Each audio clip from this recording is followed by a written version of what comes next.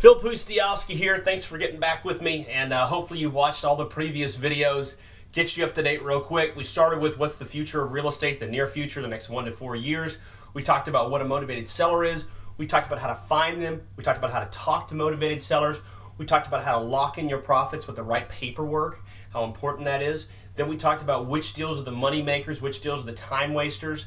We went on and we kind of diverted a little bit, talked a little bit more about how to negotiate a short sale or a foreclosure. Now let's come back to this. We're going to talk about finding a buyer for your deal. This also will work for tenants as well, but we're going to focus on a buyer right now because I've found in this marketplace, most people want to make money now. And they don't want to just have a $100 a month cash flow. I understand that, you know. Hey, if you can make $50,000 today, what's $100 a month? I mean, that's nothing compared to $50,000 today. So you get that money by finding a buyer. Now, this is so simple. Do not overcomplicate it, right? So many people want to overcomplicate everything. Don't overcomplicate finding a buyer. Finding a buyer is so easy. I said that.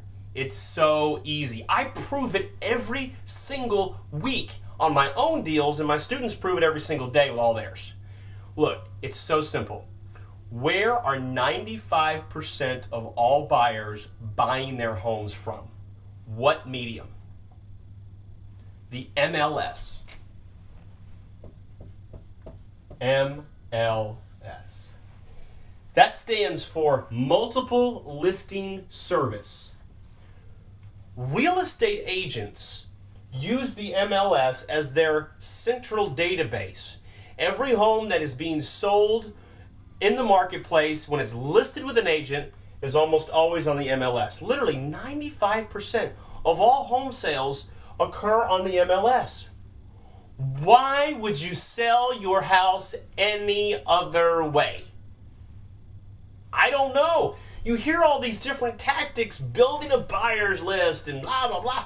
That's great and fine and good, and I'm sure if you're flipping houses in the ghetto and you're trying to sell a home that's worth $20,000 for $25,000 or $15,000 to another rehab investor, yeah, that makes sense to build a buyer's list. That always makes a little bit of sense.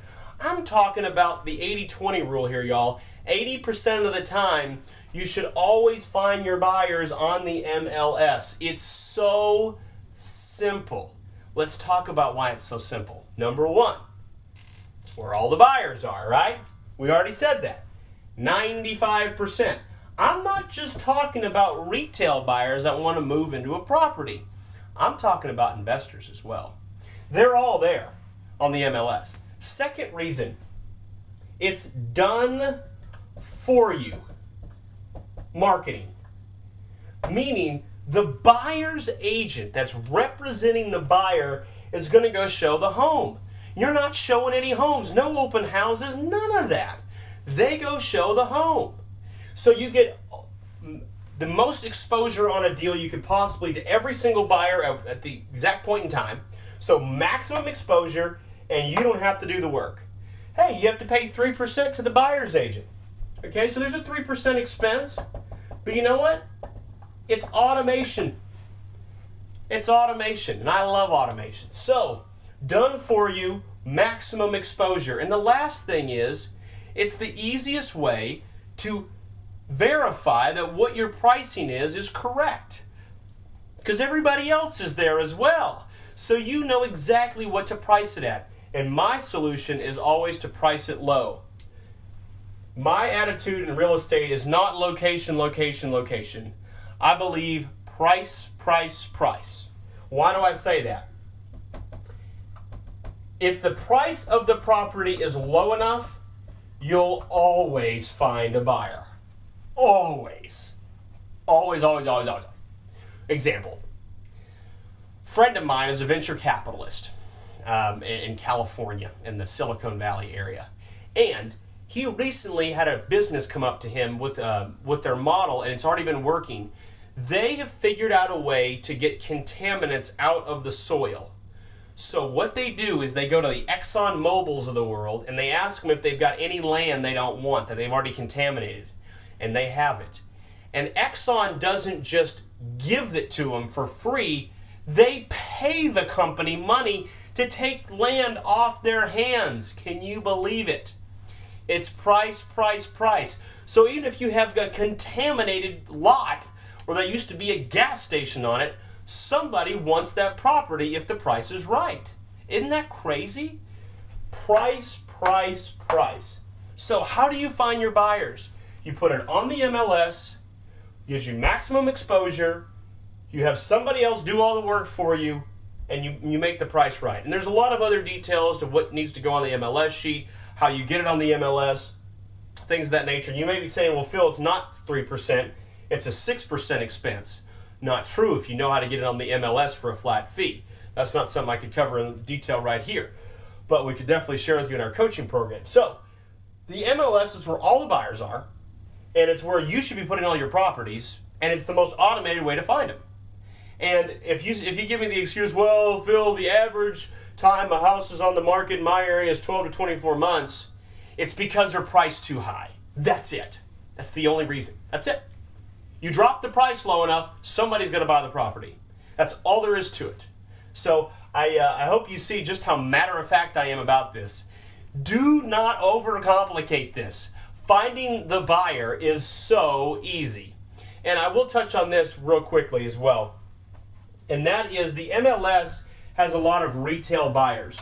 You know, one of the things that I've noticed over the years is a lot of people are taught to flip to investors. Hey, I love flipping to investors. There's nothing wrong with that. The problem is they don't pay you anything. I am an investor, and if you've got a deal right now, I'm going to try to get it for as cheap as I can. I care so much about the price, I care very little about anything else. I want to get the best deal. What I like about retail buyers, these are people that are going to move into the home. I like retail buyers because they pay me the most. Investors, they're going to complain about price. If I give a retail buyer a good deal, they're going to be more concerned about how many bedrooms, how many bathrooms, whether or not the laundry room is close to the master bedroom, things like that. I can make so much more money with a retail buyer. Here's the kind of numbers I'm talking about. You know, you often hear, well, hey, if you flip to an investor, you give somebody else the lion's share. Why do that? You don't need to give somebody else the lion's share. Sell it directly to the retail buyer. Why do you have to go to investors? Really, think about it. You don't in almost all cases. I mean, sometimes a house is a wreck and you have to flip it to an investor, but oftentimes the deal is actually in pretty good shape and you can sell it to a retail buyer. And so as opposed to maybe making, I don't know, $3,000 maybe, you make $30,000 here. And this goes back to that activity versus productivity thing I was talking about in previous video. This is productivity, y'all. Retail buyers at $30,000. That's productivity. This is activity right here. You'll never become financially free doing like one of these deals a month. You do one or two of these deals a month, now we're talking. You get one or two of these deals a month, you're making more money than the top 1% of all income earners on the planet. That's how much money you're making when you're making 30 to 60 a month. That's a lot of money. You make a little bit more than that, all of a sudden you can get your yachts, you can get the luxury homes, whatever you want to do in this life. So selling to retail buyers is where you're going to make all your money. This may pay a couple of bills if you've got a junker home you got to flip, but all your real money comes from the retail buyers. Now, obviously, it's not very simple. It's a little more complicated to sell to a retail buyer. You got to have all your ducks in a row, but it's where all the money is. All right, I hope you've enjoyed this, how to find a buyer. It's so simple. It's the MLS, and I like to sell to retail buyers. All right, thanks, everybody.